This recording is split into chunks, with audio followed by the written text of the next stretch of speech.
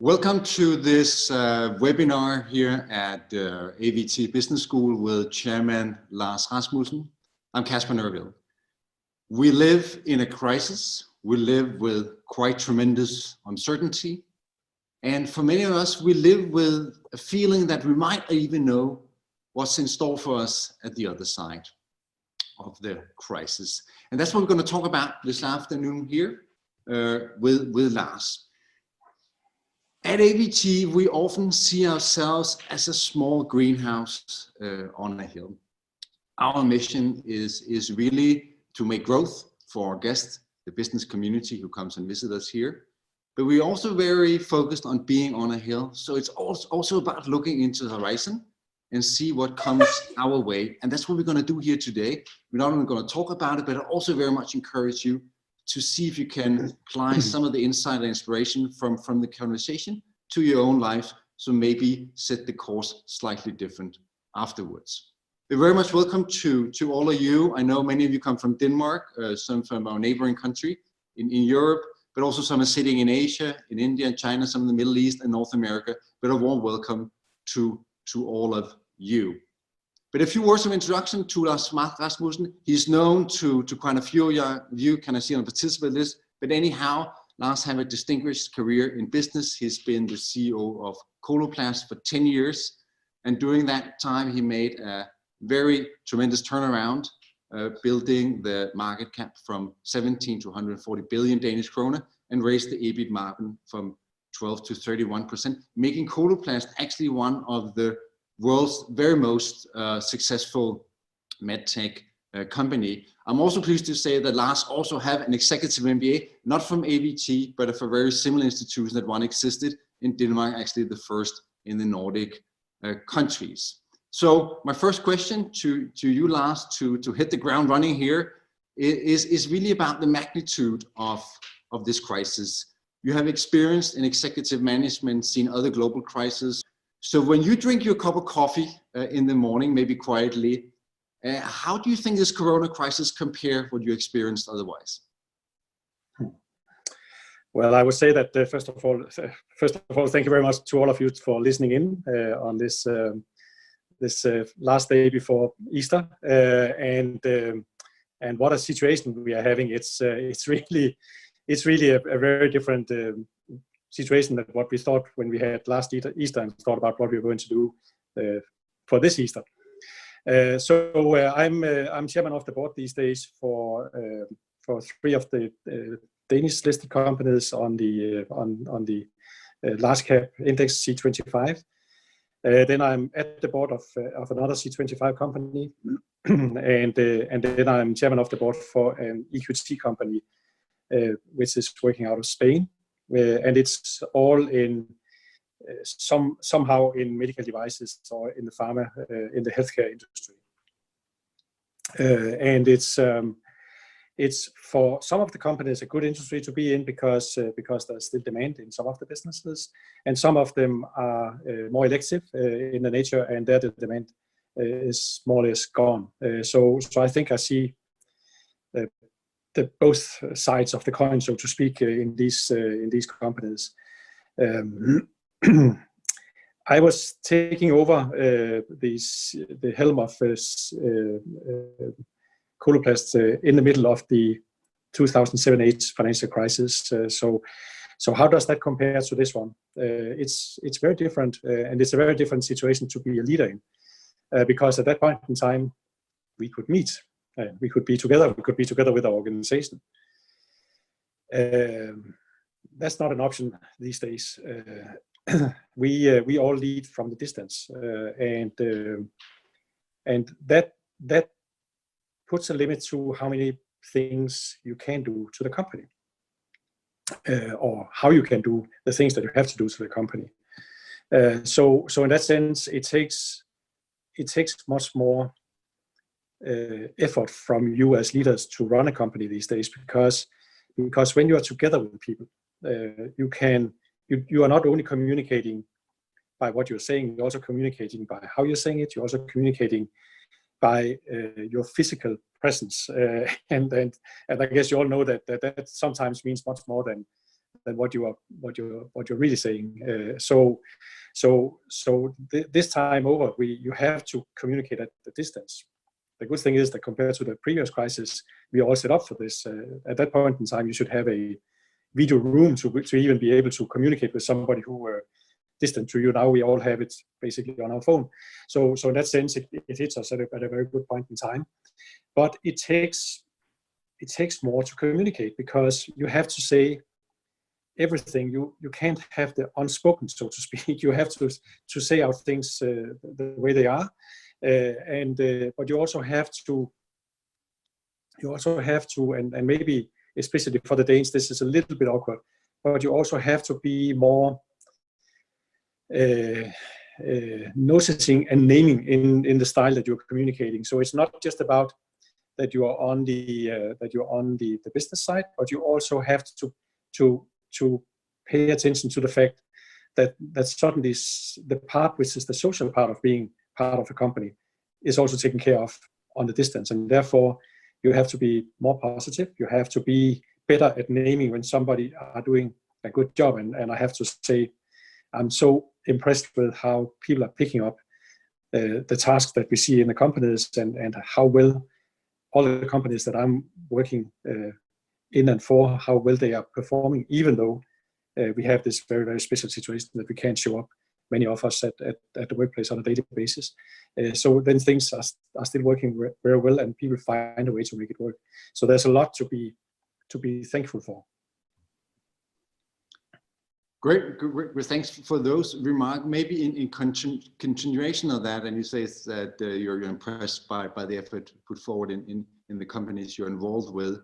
So where's the biggest challenges, if I may ask? We're both experiencing slowdown in demand, but there could also be problems on the supply side with our global supply chains, and in life sciences, I hear from people that even in R&D you have to stop some of the new clinical trials. So of course there's problems everywhere, all types of issues. But where do you see the biggest challenges, and which ones are the toughest to mitigate from your vantage point? Well, you have challenges, but there's probably also some opportunities in this situation, and we can come back to those later. But I mean, if you are one of the companies that I'm chairman for, is the Spanish company that I mentioned. It's doing a genetic screening of embryos for people who have difficulties having a child, and of course nobody will have IVF treatment these days until we're on the other side of the coronavirus situation, and that means that of course people who are already in treatment, they will continue, but there's nothing new coming in. So there's a cash flow issue. I think if you're in the hearing aid industry, you'll see the same thing.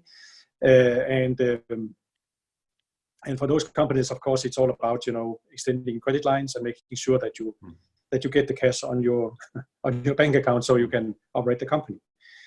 So that's of course what very many companies are doing these days, and that's the most important thing, to make sure that you have liquidity to get through this situation. That's number one for every single management team, and that's probably also why you have seen some companies in the clothing industry. They have gone out and said, we need to talk about the rent for our shops and so on, because they are afraid that they can't have liquidity enough to go through this. So that's a number one priority for everybody, to make sure that you have liquidity, because otherwise you don't have a company at the other side. But then if you're in healthcare, yes, you're right. One of the most devastating things that we see for the R&D pipeline is that is very hard to complete and to follow up on the clinical studies.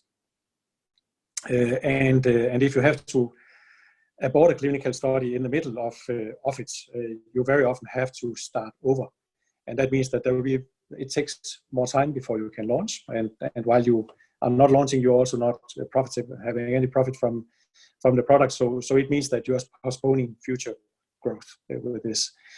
And it also means that a lot of the money that you already spent maybe maybe you're in a situation where you basically lost them. So it's taking a toll on the R&D, especially when you have clinical trials involved. That's for sure.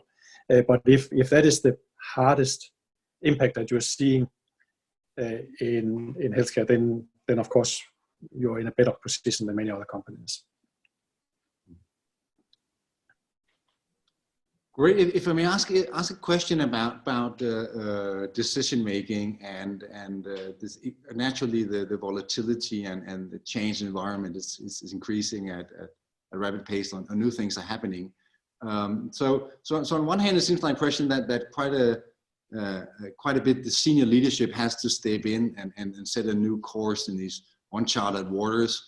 On the other hand, it looks like there could also be some benefits in maybe delegating more authority to teams so they can navigate and seek these opportunities or alternative supply. So how do you balance this top down versus maybe delegating more authority to divisions and teams? What's your perspective on that? Oh, well, it's I guess that most it's a very tricky question in a sense, Kasper, because I guess that most leaders would like to delegate as much as possible. I hope at least that's the case, because that is how you're building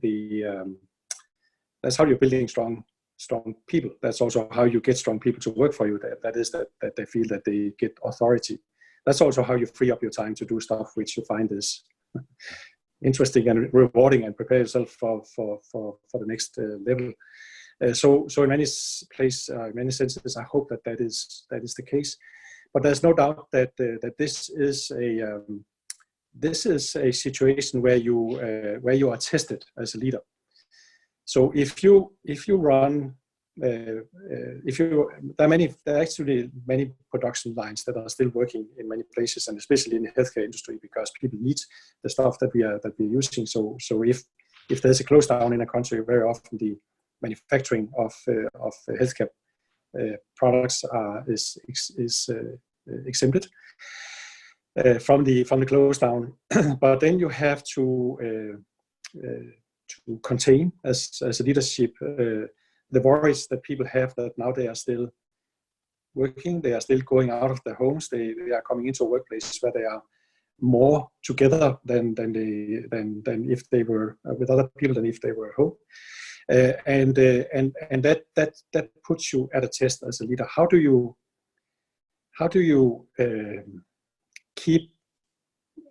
respect that, and how do you organize so that people feel safe? How do you recommend the worry and take it in without closing down everything that you have, and giving people the confidence to work in it? And in unionized areas, how do you give the backing to the people who represent the unions in your facilities, so that they are also your advocates towards the employees, and also towards their own anchor organization in this whatever kind of union that they are in, because there is a lot of pressure on people in the unions, or people who are elected by the unions, to close down as much as possible. It may seem a little bit strange, but it is in many countries. It's a matter of trying to show that as a union they care about your welfare, meaning your health, not your long-term job, but your health. And therefore, you need to, as a management team, to be able to demonstrate that you take the concerns that anybody might have very seriously, and that you are mitigating the situations that are in there. So for people who are running those kind of lines, it's a test. But it is also a test when you're running your meetings with people who are in their homes. For most people, many people don't have the space, so they can go to a quiet place. They might have to work in the middle of the living room and with small kids around them and so on. And normally, you will make sure that when you have a meeting with your boss, it's a quiet environment that you're speaking from. It doesn't work anymore, and you have to find a way to make that completely okay, and to make things work so that once you are at the other side of this, that it's a good experience. It's an experience that you think back of, like when you guys were in the army and I don't know what, but it's I think it's a time to step up and to also test out your communication skills, and those of you who met me at AVT knows that I consistently say that when it comes to leadership, it's all about communication. And once I became a CEO, I spent probably more than half of my time either communicating or preparing my communication for the organization. And if I had known what kind of impact I could get from preparing my communication in the right possible way, or in the best possible way, then I would probably have spent much more time on it also at lower management levels. So take this opportunity and really practice and see how much you can achieve, both when it comes to business results, but also when it comes to motivation, by really paying attention to and making an effort on the way that you're communicating. Great. Maybe a small more follow-up on the communication. I've heard you here, David, explain how you, when you really have faced tough decisions in your career, you often at occasion met with your employees face to face, really to have the greatest possible impact in that. And of course, it's a tough question to say, but what do you do today when you experience that, or how do you want to use the media? Is it live? Is it what do you do? Of course, you cannot approach that as you told, but what's your reflection over these last couple of weeks? What actually worked when you have to face them? I think this is a very special situation we're having. So a lot of the things that I've been talking about on a daily basis with you guys have been about, when you do turnaround in the company, when you do very tough things in the company. But that's where you come from, a situation where people think that we are basically okay, and why do we have to change? Now we're in a situation where everybody understands this is a very special situation, and you do what you have to do, but you also avoid to start up things that are fundamental changes to your company, unless you have to do it in order to survive. So I would definitely recommend that you don't do anything else than focusing on keeping the company afloat at these days. Okay. And in the companies that I'm in, I have cancelled the strategic work that is normally being prepared for the board meetings later on. We have postponed that, and we take that once we're at the other side of the coronavirus situation, because it is a different situation that we have afterwards. And as I said earlier, we might have a lot of challenges right now that we learn from, but we also have some opportunities that we'll have to think of that are different than what they were perceived beforehand. So I for one think that the management team of the company should focus on keeping the company as healthy as possible, working from day to day right now, and not concentrating on the long-term strategy work at this point in time. That would not be the right thing to do. So maybe following on the opportunity part, because as you said, there might also be opportunity in these dire times, and the competitive landscape might change. So some might be folding, to be blunt, or the needs, as we see to some extent, of some clients in some industries might change. So, and I know, for instance, like Coloplast, this has been an astute observer of customers and need, and known for that. So how would you go about that process? Maybe looking for something from a new need or a new opportunity for your company, also maybe when things blow over a little bit. Yeah. So there's no doubt that most companies are repriced for the time being. And of course, if you are repricing your company, then your own company, when other companies are repriced, maybe your own company is also repriced. So it might be that you don't have more buying power than you had before, but maybe some of your competitors were already indebted, and basically they need to do something. They're forced to work to make some movements, and that would mean a lot, I think, for your opportunities. And you should, of course, look into that at this point in time. That would be a little bit crazy not to do it, and I guess that most are doing that. And then of course, I also think that this is a good point in time to be a little bit daring on your distribution model as a company, because how do you distribute? I have told many times about, for example, Coloplast that we chose at some point in time to make a direct to end user, direct to consumer distribution set up in the countries where we were allowed to do that, and because of that, Coloplast is doing quite well, because we still have contact with end users and can distribute directly, even though the country is closed down. In some of the countries where there is a hardship right now, maybe there is an opportunity to open up for a more open legislation towards companies distributing directly to end users and patients and so on, and those are things that might come up afterwards that one can work with.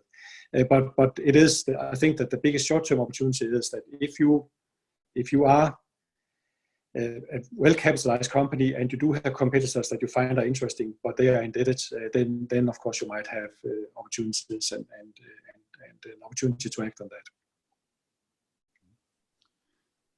Thanks for that. I'm keeping on the chat, and I'll take questions from there shortly. But maybe one question is also mentioned here is about the social responsibilities of corporations being discussed to some extent, at least from my vantage point, and some have extended credit to the suppliers. Others have maybe made some initial mistakes they have realized by not at least got some backlash in the broader society about not paying rent and so on, even though maybe they were in a legitimate financial crisis themselves. So how do you strike that balance, and how far is the corporate responsibility for broader societal issues? Yeah, there's a number of people who have used the stewardess analogy that you take the oxygen mask to yourself before you help your kid, right? So of course you need to make sure that you can keep yourself afloat, and then we are. I mean, we are all dependent on a number of sub-suppliers. We also dependent on distributors and so on afterwards. So some companies are in a situation where they need to make a decision, a hard decision on if they have a number of distributors that are in dire straits, if they have the ability to or the will to be the bank for some of them, and then they will have to pick the winners and go with them, because they can maybe not support everybody. We also all have sub-suppliers that have a very weak capital foundation, and there we also are making sure that we are paying so that they can deliver to us. So it is a dialogue, and I guess that when you have seen some of that's especially in the clothing industry, you have seen some hard reactions, and I guess that we have all seen Denmark bestseller and also on a global scale you have seen Adidas. There's no doubt that when they're reacting as they're reacting, they are reacting to make sure that they are keeping the liquidity in order. What I think that they have also shown us is that when you do that, you also have to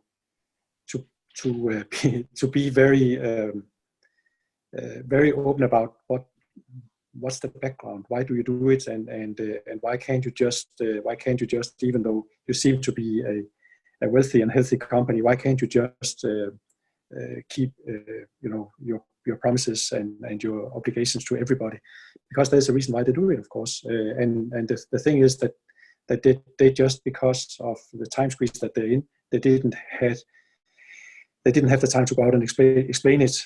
But I think that in these times we can all do things that we could normally not do if we find a way to communicate about it. But we have to, coming back to the first part of our conversation, we have to be very clear about that we should communicate very, very clearly and also openly about why we do what we're doing and why it's a necessity. And if you can do that, you cannot have everybody supporting you, but most people will understand what you're doing, and most people understand that this is a very special situation. Great.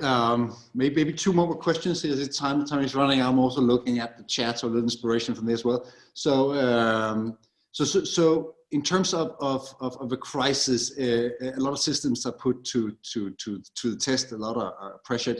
So are there things we can learn in a crisis when you look back, maybe when we are behind on the other side of this Corona crisis? What can you learn as a company, maybe about performance of divisions or individuals and so on? Are there things that we can actually, from a learning perspective, get out of such a crisis in your experience? Maybe not this one, in the middle of a bit of the crisis you've seen. There's no doubt that we will all sit down and say, what did we learn and how can we change things? So with this in mind, would you, if you're planning on a new office building, you will for sure not plan it so that it can contain all of the people that you have in the company, right? Because we don't need to be there everybody at the same point in time to make sure that the things are working. So I think that we have found a way to work and keep the company going, even though that we're not physically together every day.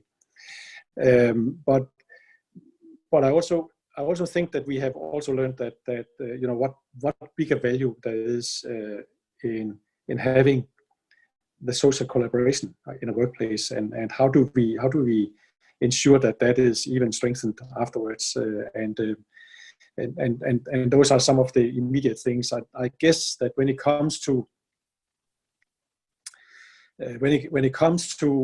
your distribution, when it comes to your manufacturing, we didn't talk much about that, but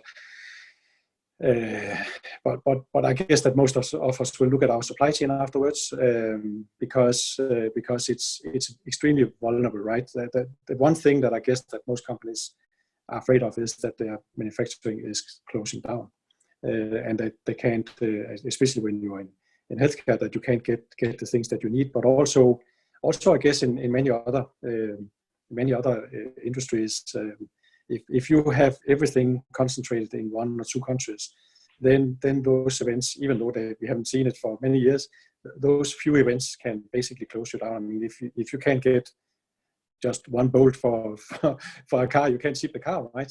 So suddenly you see the vulnerability of having so low safety stocks and so low or so concentrated value chains, and I guess that will be a very deep discussion in many companies afterwards, because there's a price tag to it. So there's a reason why things are where they are. It's because it's a very cost-effective setup. So if you are building more factories, if you are building more places where you are having more sub-suppliers, of course you can't get the same prices. So you have to pay a price for it. But I also think that many of us are looking into that and saying, okay, that's fine. That's fair enough. That things they have a certain price if you also want to have the ability to deliver in any situation, especially when it comes to healthcare, probably. Lars, thank you much. Time is unfortunately running out. There's a few very good questions on the chat. I maybe got to send them to you. We'll look into them, maybe try to answer a little bit ourselves with our managed part. But Lars, thank you very much for both, addressing the current crisis, looking ahead, looking challenge opportunities, personal perspectives of your company. So thanks a lot to you. Thank you for your invitation. Happy Easter to everybody, and good luck with all the changes that we're going through. Okay. Thank you very much, Lars, and to all from all of us here at AVT, stay safe, and we'll see you next time. Cheers. Thank you. Yeah. Cheers.